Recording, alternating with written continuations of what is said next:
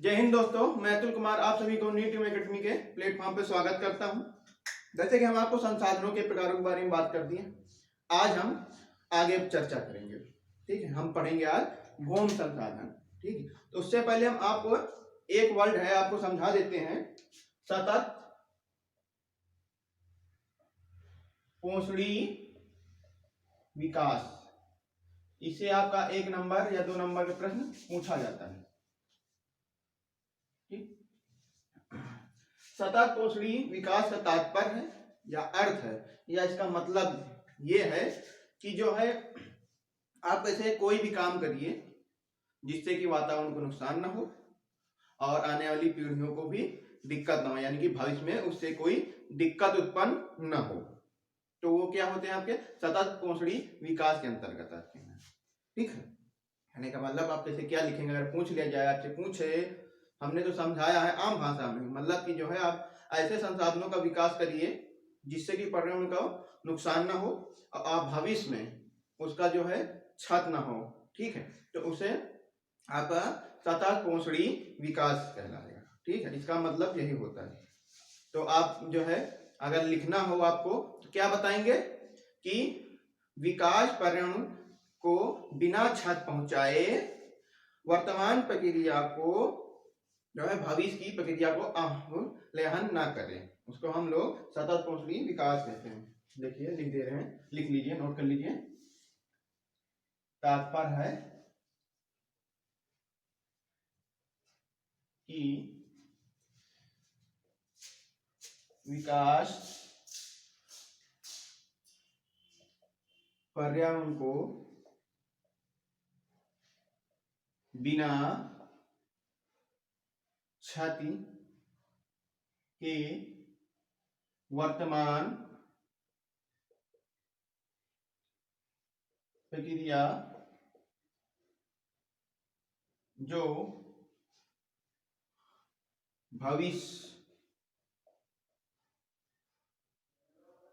में अब ना करें। ठीक ठीक है, आपको अगर पूछ लिया जाए 1 नंबर में अति प्रश्न में तो आप यही लिखिएगा। तो हमने बताया कि जो है कैसे आप संसाधनों से, आप देख रहे हैं कैसे मोटरसाइकिल है आपकी, क्या है आपके लिए संसाधन है।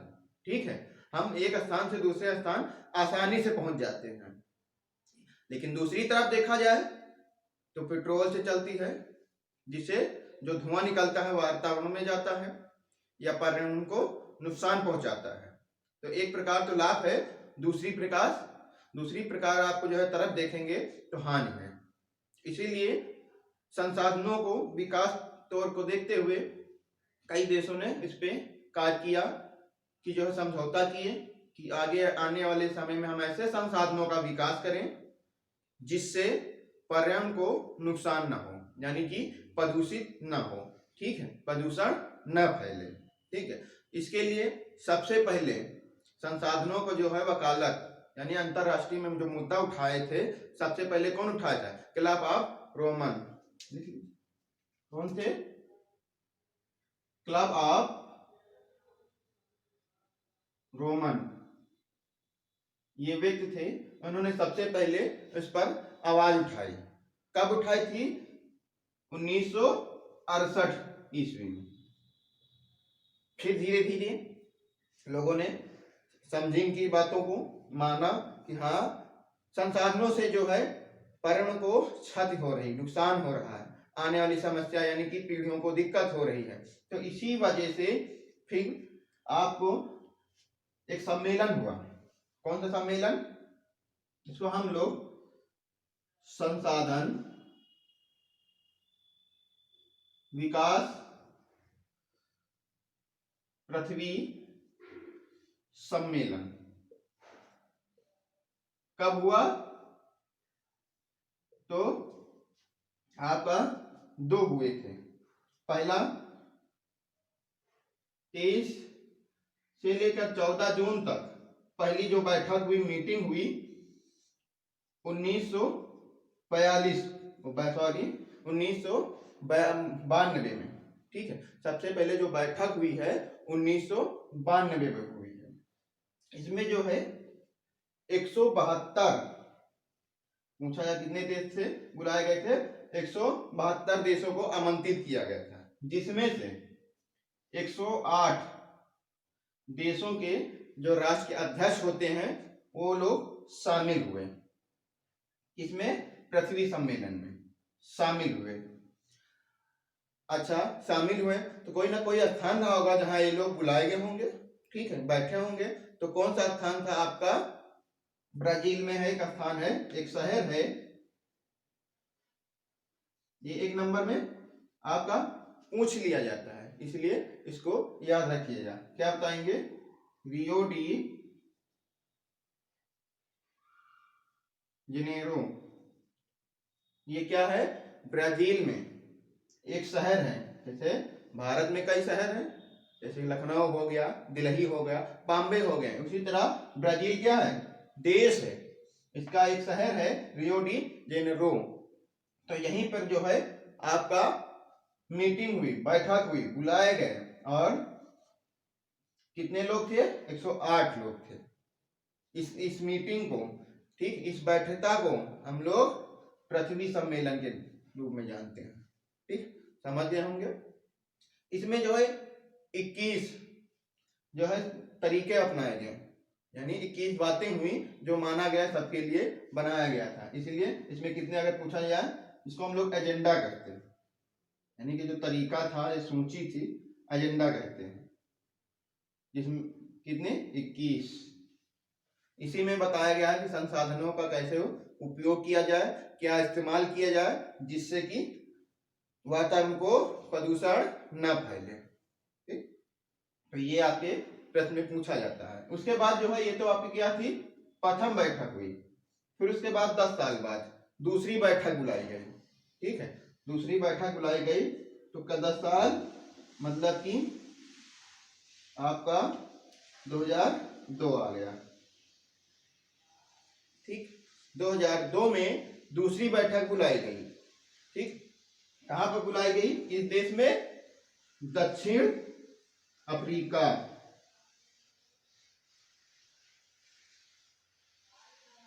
दक्षिण अफ्रीका में बुलाया गया।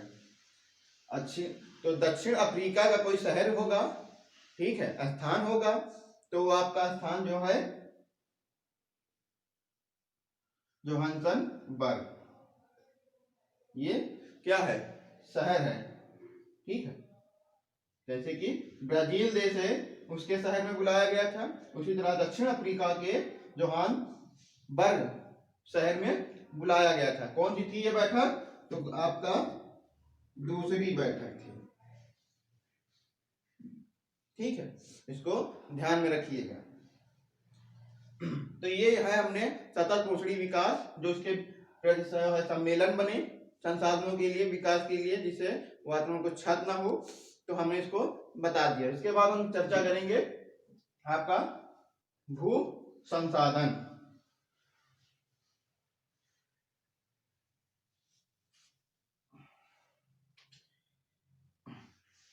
आप लोग पता होगा या नहीं होगा, भू संसाधन और मिट्टी संसाधन दोनों अलग अलग हैं। आपको बता दें क्या अंतर है, हम आगे आपको बताएंगे। पहले भू संसाधन पढ़ते हैं। हमारी नेक्स्ट हेडिंग होगी भू संसाधन।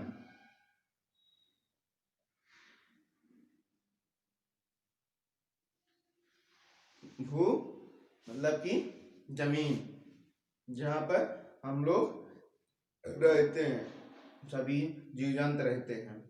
जल है, था है, वायु है, सब कहाँ पर है? आपके वातावरण में है। तो आपका जो जल है कहाँ पर है? भूमि में तो है ना। तो आप भूमि और मिट्टी में अंतर बता देते हैं। कैसे? मान लीजिए आपका गेंद है, ठीक है, गेंद का जो ऊपर से लेके अंदर तक जितना भी है संपूर्ण है, क्या है आपका? भूमि है, ठीक है, या भू है। अब मिट्टी की तो जो बॉल है बॉल की जो ऊपर जो होती है, ऊपर वाली परत, उसे सिर्फ मिट्टी कहते हैं। जब पूरा भाग जैसे आपका शरीर है, ठीक है, आपका शरीर हड्डियों से, ठीक है, मांसपेशियों से और त्वचा से, ये सभी से आपका शरीर पूरा संपूर्ण बना हुआ है, ठीक है। तो ये क्या है, आपका भूमि है पूरा, क्या है, भूमि है।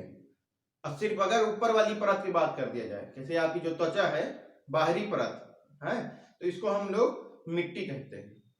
जो त्वचा है ये क्या है, मिट्टी है। इसी तरह पृथ्वी है, पृथ्वी से जितना अंदर तक गहराई तक जाएंगे, ठीक है, तो ये सब आपके भूमि हो जाएगा। ये सब क्या है, भूमि तो है, कहेंगे ना भूमि। और जो ऊपर है, सिर्फ ऊपर वाली सतह है, ठीक है, तो वो आपका मिट्टी है। तो भूमि और मिट्टी में अंतर क्या है, समझ गए होंगे। भूमि की जो है बात करें भारत में, तो भारत में जो भूमि है, आंकड़ा के हिसाब से बात करें आपके, तो 43% आपके ऑप्शनल पूछा जाता है, बहुविकल्पी प्रश्नों में पूछा जा सकता है कि भारत में कितने प्रतिशत मैदान है, तो आपका उत्तर क्या होगा, 43%, ठीक, जहां फसलें भी होती हैं। तो यह क्या है, आपके मैदान है, यानी समतल है, जो समतल होते हैं आपके मैदान के अंतर्गत आते हैं। और जो आपके चढ़ानदार होते हैं, ठीक है, वो क्या होते हैं, आपके पर्वत होते हैं।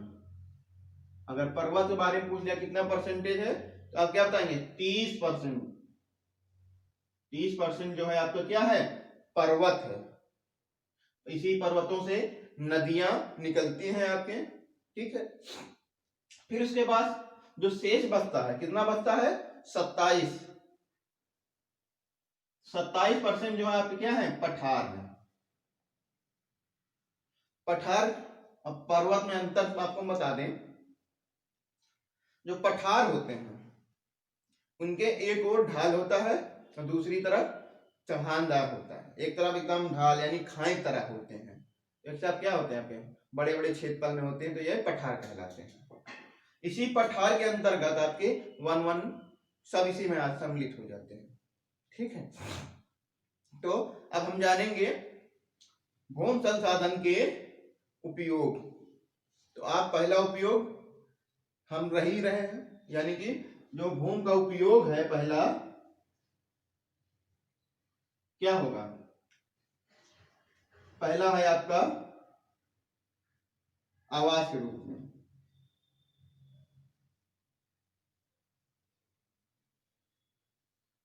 भूमि का उपयोग हम लोग रहते हैं यानी आवास के रूप में करते हैं, जिसमें मकान बनाकर रहते हैं, ठीक है।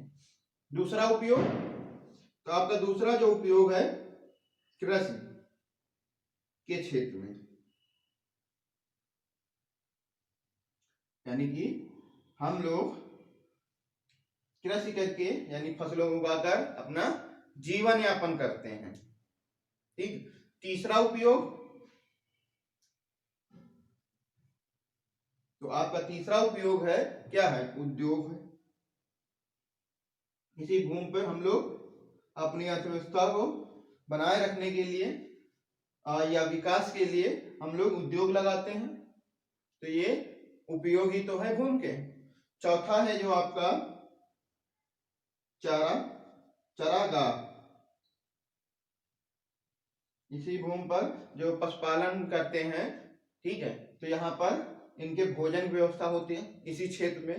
तो जो जीव जंतु है उनके लिए चारागाह एक उपयोग ही तो है। इसमें ये लोग अपना खाने पीने यानी घास होते हैं, ठीक है, ये सब्जी कहाँ मिलते हैं आपके, चारागाह में ही होते हैं। खेत में तो होगा नहीं, क्योंकि खेत की गोड़ाई होती रहे, फसल रहता है, उसको जो है जंतुओं को यानी कि पशुओं को तो हम खिला नहीं सकते हैं, नुकसान हो जाएगा, हम लोग क्या खाएंगे, ठीक। उसके बाद आपका खनन है, क्या है, खनन है। खनन का मतलब हम लोग जो पेट्रोलियम है, जिसमें आपका पेट्रोल है, प्राकृतिक गैस है, लिक्विड जो आपके घर में यूज होता है, सब कहाँ से, एक खनन से ही जो प्राप्त होता है। आपका कोयला हो गया, लोहा हो गया, ये सब कहाँ है, पृथ्वी के अंदर यानी भूमि के अंदर ही खनन के माध्यम से हम लोग प्राप्त करते हैं। ये सब क्या है, आपके भूमि के उपयोग हैं। अब भूम के प्रभावित करने वाले कारक, ठीक है, पूछ लिया जाए तो क्या बताएंगे? भूम को प्रभावित करने वाले जो कारक हैं आपके पूछ लिया जाए तो यहाँ पे हम पॉइंट लिखा दे रहे हैं, नोट कर लीजिएगा। भूम संसाधनों को प्रभावित करने वाले कारक, ठीक। इसमें हमारा जो पहला होगा, पहला क्या होगा? पहला हम लोग लिखेंगे भूमि का ढलाव या ढाल, भूमि का ढाल।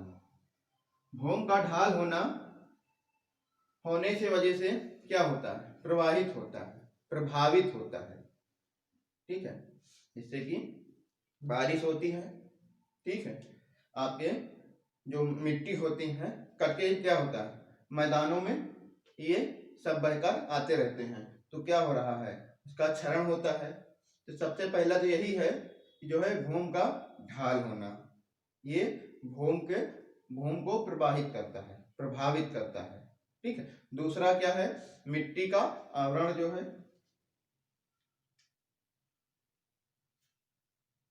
या मिट्टी अपरदन कह सकते हैं। जो मिट्टी का आवरण है, यानी अलग अलग जगहों पर अलग अलग प्रकार की मिट्टियां होती हैं जो भूमि को प्रभावित करती हैं।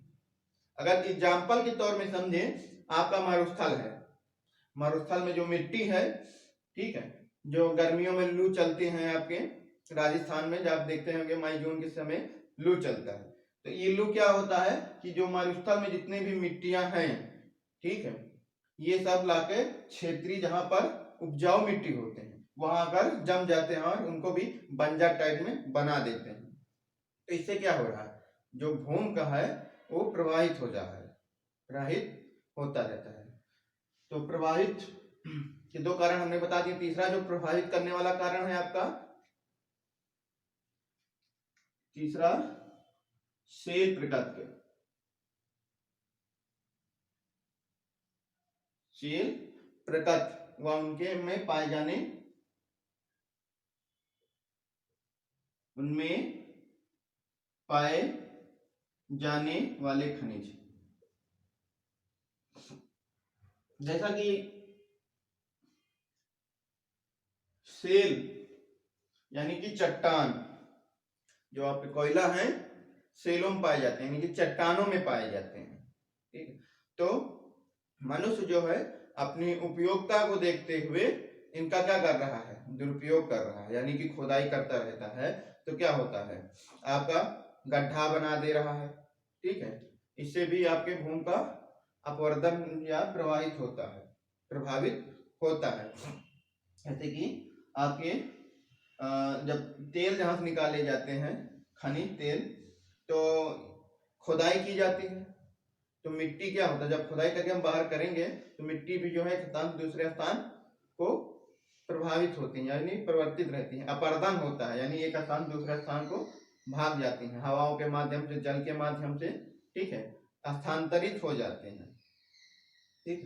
तो ये तीसरा कारण है आपका। चौथा कारण क्या है? सबसे बड़ा कारण आपका जनसंख्या। जनसंख्या का मतलब मनुष्यों की बात है। मनुष्य भी पहला कारण, सबसे बड़ा कारण है भूमि प्रभावित करने में, ठीक है। इसके वजह से भूमि प्रभावित होता है। जैसे हम लोग रहने के लिए क्या चाहिए? स्थान चाहिए, ठीक है, या भूमि चाहिए जिसपे हम लोग रहते हैं। उद्योग लगाना है तब भी क्या है? आपको भूमि की आवश्यकता होती है। तो ये जनसंख्या जो है भूमि को कहीं ना कहीं प्रभावित कर रही है, यानी प्रभावित कर रही है। आपका जो पांचवा होगा, जैसे कि परिवहन, परिवहन यानी सड़क वड़क जो है, रेल, ये सब क्या है, यानी परिवहन, सड़क व रेल का विकास होना।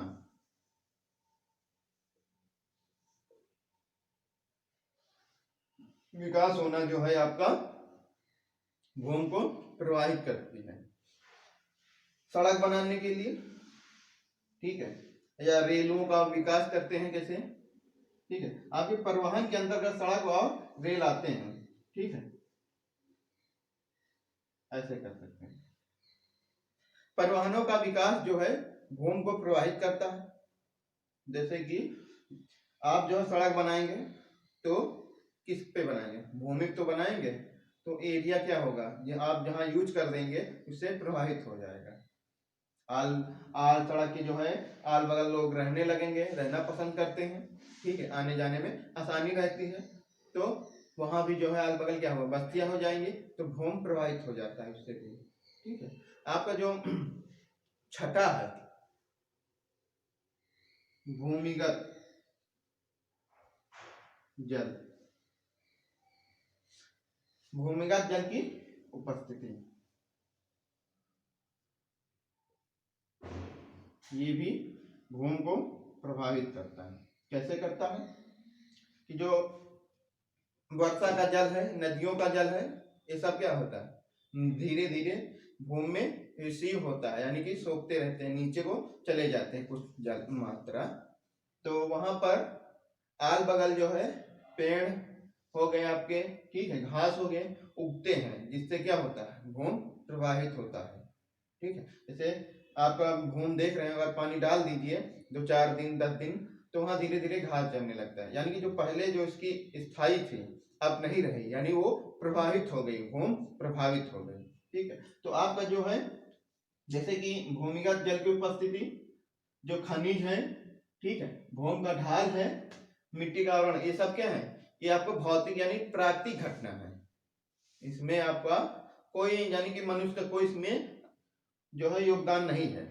जो मनुष्य जो है जो योगदान है, यानी कि जो प्रभावित कर रहा उसका योगदान क्या है, परिवहन वाले में जनसंख्या है, यानी कि जनसंख्या बढ़ना, परिवहनों का विकास करना, ये क्या है, ये आपके मानव द्वारा प्रभावित करने वाले कारक है, ठीक है। तो हमने इसी में आपको प्राकृतिक और मानव के द्वारा करने वाले जो प्रभावित करने वाले कारक हैं, पॉइंट है, बिंदु है, हमने एक एक पर चर्चा कर ली है। इसके बाद हम बात करेंगे अगले वीडियो में मिट्टी संसाधनों में, उसमें मिट्टी के प्रकारों के बारे में बात करेंगे।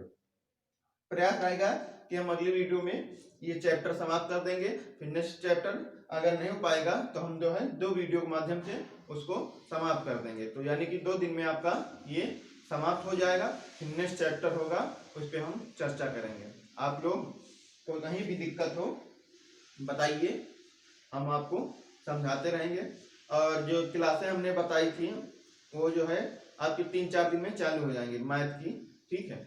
और जैसे कि आपकी आवाज वाली प्रॉब्लम थी और थोड़ा कैमरे वाली प्रॉब्लम थी, तो वो जल्द ही आपकी समस्या का समाधान किया जाएगा, ठीक है। उसकी चिंता मत करिए, जब तक 2-3 वीडियो हैं, आप लोग 2-3 दिन के लिए इस पे एडजस्ट करिए, फिर आगे आपको ऐसी दिक्कत नहीं होगी, यह हम लोग की जिम्मेदारी है, ठीक है। तो आप लोग नोट्स बनाते रहिए। जैसे कि ये सब प्रश्न आप आगे चलकर तैयारी करेंगे तो प्रश्न में आपके पूछा जाता है, इन्हीं से सब्जेक्टों से आपके क्या है, जीएस है तौर पर प्रश्न पूछा जाता है, ठीक है। तो यहाँ से पूछ लिया जाए, कैसे पूछा जाए कि भारत का क्षेत्रफल कितना है, आप लोगों को कोई पूछ ले भारत का क्षेत्रफल कितना है, ठीक,